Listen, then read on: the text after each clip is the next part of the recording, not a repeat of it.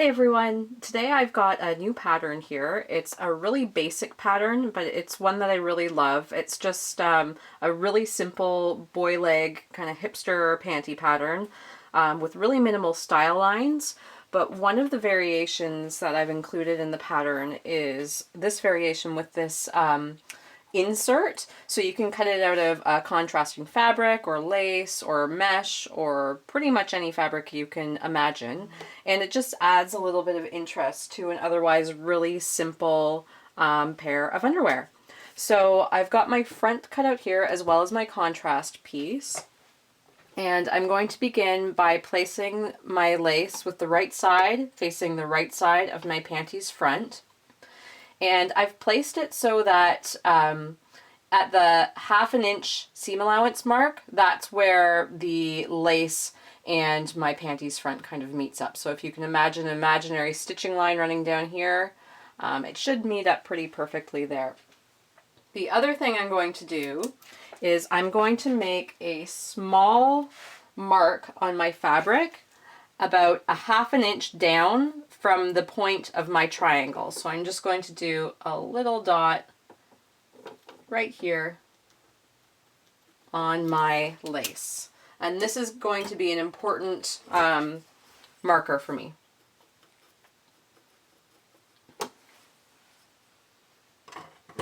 So if you'd like to, you can pin that on. Otherwise, we can move straight over to our sewing machine. So I'm using a really tight zigzag stitch here because I want my fabric to still stretch. And using a 1/2 inch seam allowance, I'm going to just stitch this on, stopping where I drew that little dot in our previous step. So once again, I'm stopping about 1/2 inch down from the point of the triangle cutout on the panties front.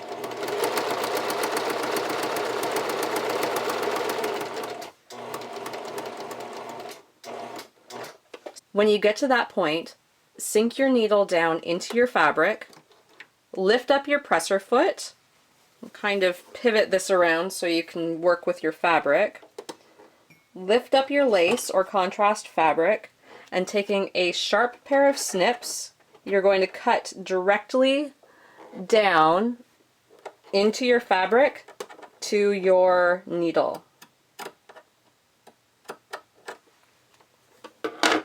And now that that's been slashed, it'll allow us to pivot this open so that we can continue on our way and have a nice sharp point at the bottom of that triangle.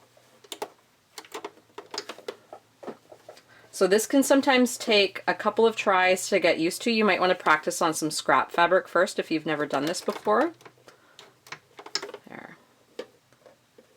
And as you can see, the way I'm just laying this out so that I'm getting that nice sharp triangular shape.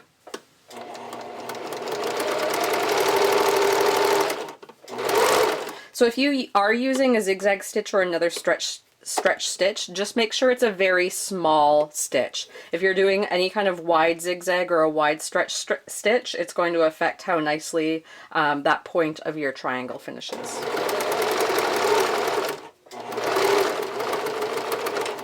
You can see now how I've slashed open the bottom of that triangle down to my stitching line. And then when I open it up, and once I press this flat, I'm going to have a nice, crisp, triangular insert there. And that slash also allows my seam allowance to lay down flat. So just once again, you can see where it's been cut here, but my lace fabric has not been cut. So once you've done that, you can then go ahead and serge or zigzag stitch your seam allowance. If you want to, you can top stitch it down, or you can just press it and move ahead to the next step. So that's basically the hard part of this pattern, is doing this insert variation. The rest is super simple. And I'm going to pretty much finish up almost everything on my serger. If you don't have a serger, you can just stick with your regular sewing machine and use a zigzag stitch. So I've moved ahead and I've just finished the upper edge of my gusset lining with my serger. And now I'm going to assemble the gusset seam. So this is just like pretty much all of my underwear patterns. Once you learn it once, basically it's the same technique for every pattern. So I start with my panties front facing up, and I put my panties back facing down, so right sides together. And I just kind of place those together along the curved seams. So these are two opposite curves, so you kind of have to ease them together a little bit. And then on top of that, I'm going to place my gusset lining with the right side facing the wrong side of my panties back. So you might want to baste together the panties front and back first before you're doing your lining. Or if you're working with a really easy to work with fabric like I am, or you've done this a few times, you might just want to go ahead and do it all in one step like I'm doing here.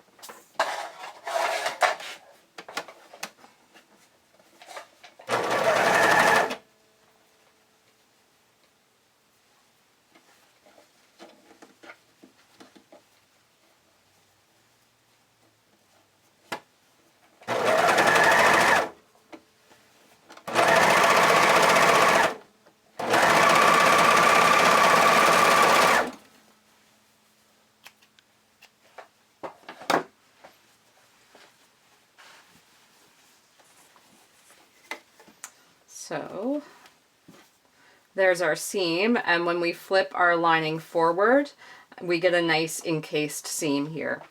So at this point, I usually recommend doing a couple quick lines of basting along either side of your gusset lining just to keep it in place before we move on to adding our elastic around the leg line.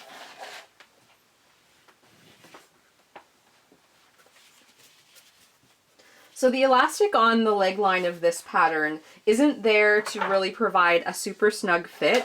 It's just there to stabilize the leg line so that it doesn't stretch out when you're wearing it. If it's a really stretchy, resilient fabric that really holds its shape well, you might be able to skip this step. But if you're using something really lightweight like a really fine stretch mesh or a really fine stretch lace, it's pretty essential that you add some sort of elastic along the leg line. So once again, I'm applying mine with my serger, but you can go ahead, if you don't have a serger, you can use a zigzag stitch and get a very similar effect. I'm using this gray elastic here. It's about 3/8 of an inch wide, maybe slightly wider. It's a little wider than I would have liked, but it's what I'm going to be using. And I place it on one of the hip openings along the leg line. And it runs just along that bottom edge. Anchor it on with your serger or your sewing machine. And we're not pulling on the elastic when we're applying it. We're just kind of placing it along the edge so that it's stabilized. Maybe you might put the slightest tension on it.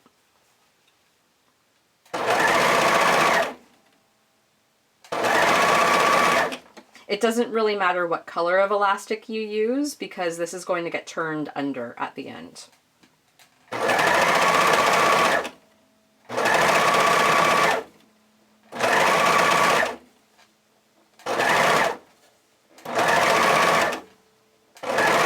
So I'm kind of easing it around the corners, or around the curves.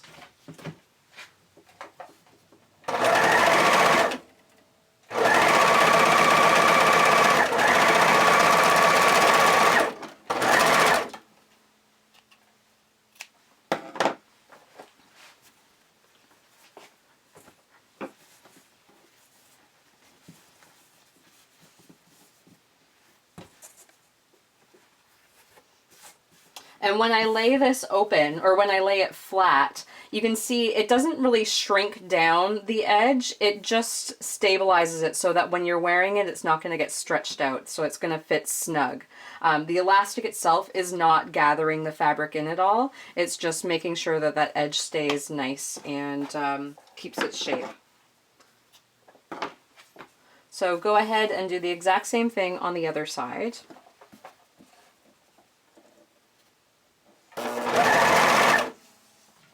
So as far as the type of elastic you choose, you can really use any kind of elastic as long as it's about 1/4 or 3/8 of an inch. And the flatter the elastic, I find it tends to be the better. It just makes it a little less bulky.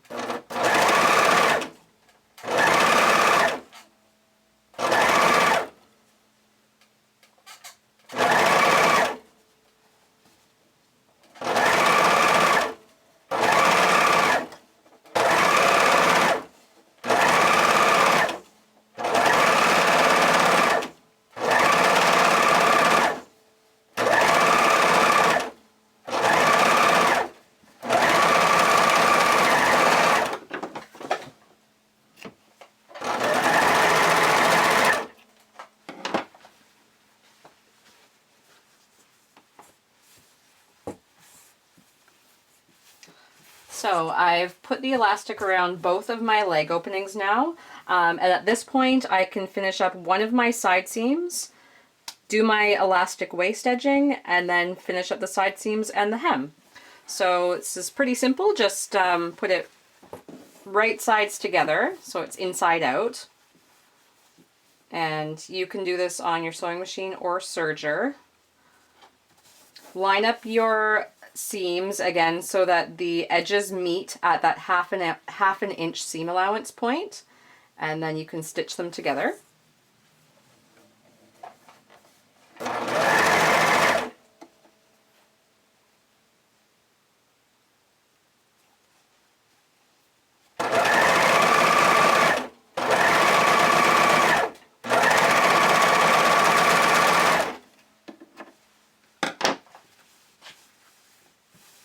I'm going to really quickly apply my fold over elastic around the waist edge. I'm going to skip the step in this video just because I've got a million videos showing how to apply the fold over elastic. And once I've done that, I'll come back to finish everything up with you.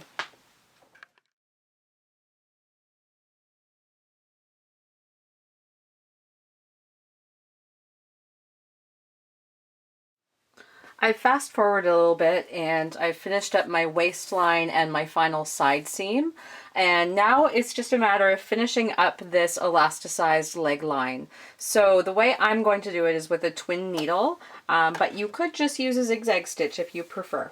So I've already got my sewing machine all set up. If you're not sure on how to use a twin needle, if you're not sure how to use a twin needle, I do have a video, so just take a look through the other videos on my channel. And I like to start at the back gusset seam because it's kind of a place that gets hidden. And just fold your hem under the width of your elastic.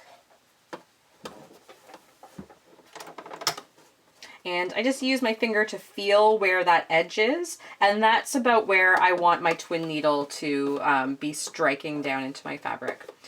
Just another quick reminder is to make sure that you do not have your sewing machine set to a zigzag stitch.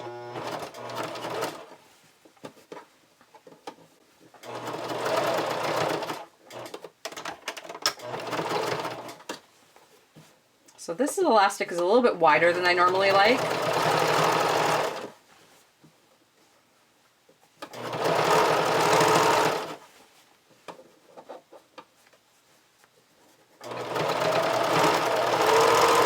So my hem's a little bit deeper than normal.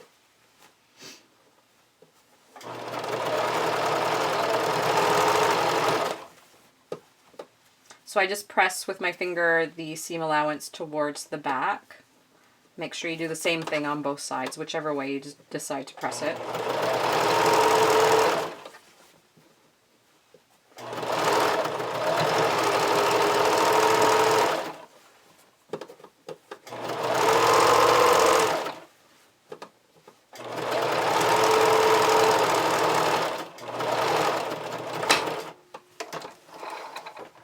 So there's our first leg line done. I like this finish because it tends to be relatively, it tends to create relatively a small amount of bulk compared to doing like a fold over elastic or that kind of thing. But you could just as easily bind the edge and fold over elastic, or even do a stretch lace trim if you want. So I'm going to do the exact same thing to the opposite side, and that will pretty much finish up this pair of underwear. And here's our completed pair of underwear.